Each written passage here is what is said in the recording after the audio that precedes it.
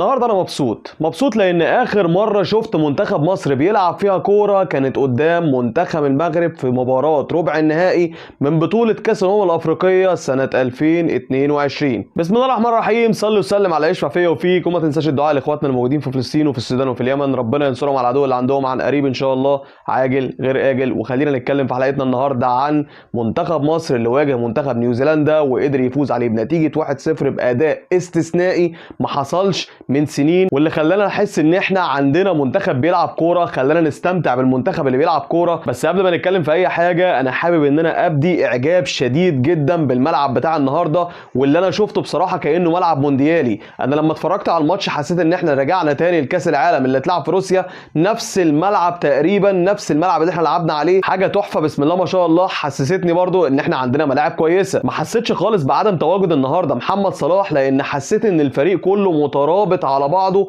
وكله بيلعب كرة حلوه، والكرة يا اما على الارض يا اما الكرة عرضيه، بننقله ملعب من اليمين للناحيه الشمال والعكس برضو صحيح. النهارده انا اتفرجت على كوره محترمه، اتفرجت على كوره ما شفتهاش بقالي كتير جدا مع منتخب مصر. حسيت يا جماعه ان انا عندي منتخب بيقاتل وبيقدر ان هو يلعب كوره، برغم ان منتخب نيوزيلندا تصنيفه ال 103 على العالم وتصنيفنا احنا ال 36 على العالم، بس هي الرانكات دي مش مقياس. انا حاسس ان احنا لعبنا كوره كويسه جدا وكنا نستحق فعلا ان احنا نفوز بالمباراه النهارده، ومش 1-0 بس ومش هدف من ضربه جزاء، لا احنا كان ممكن نكسب 2 3 4 على كم الكور اللي ضاعت مننا خلال مجريات الماتش. محمد مجدي قفشه برضو بالنسبه لي النهارده، محمد مجدي قفشه في الايام اللي فاتت او في الفترات اللي فاتت محمد مجدي قفشه في المنتخب ما كانش بيبقى موجود، وجوده زي عدمه. النهارده محمد مجدي قفشه بيعيد اكتشاف نفسه جديد مع منتخب مصر تحت قياده حسام حسن. حسام حسن طور عدد كبير جدا من اللعيبه. محمد هاني النهارده ما غلطش الغلطه الشائعه بتاعته اللي هو بيضم فيها لجوه الملعب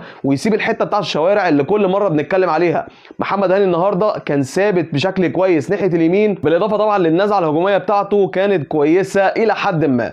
طبعا احنا بدانا الماتش بتاعنا وفي ضغط كبير جدا من منتخب نيوزيلندا لحد ما حسام حسن ادرك الضغط ده وبدا ان هو يضم اللعيبه تخش القلب الملعب شويه، يعني هو يضيق الملعب شويه بحيث ان اللعيبه تلاقي بعضها وتستلم وتسلم الكوره، لان منتخب نيوزيلندا كان متركز في نص ملعبه عايز يلعب الكوره في وسط الملعب ويبدا ان هو يتقدم بيها للمناطق الاماميه في الخطوط الدفاعيه بتاعتنا. لكن حسام حسن ادرك الحته دي وضم الاثنين وينجات اللي موجودين عندنا لجوه الملعب شويه وحرك الباكات بتوعنا لقدام علشان نلاقي مساحات نقدر ان احنا نلعب فيها كرات طوليه، وكمان نلاقي مساحات ما بيننا وبين بعضينا ان احنا نلعبوا الكوره في وسط الملعب. وده اللي حصل فعلا. لقينا الكوره اللي جت ضربه جزاء من امام عاشور، كوره تيكي تاكا كده يمين شمال 1 2 3 وصلت الكوره لحد المرمى، واللي حرق قلبي فعلا ان امام عاشور لو كان شاطها بدري ما كانش وقع على كتفه واتصاب.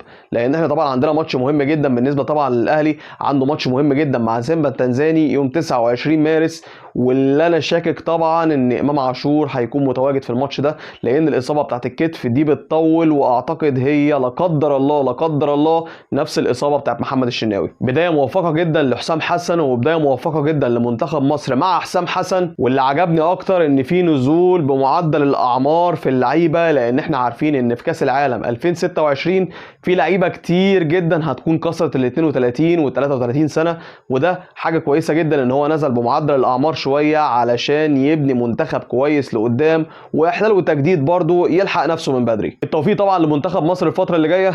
السلام عليكم.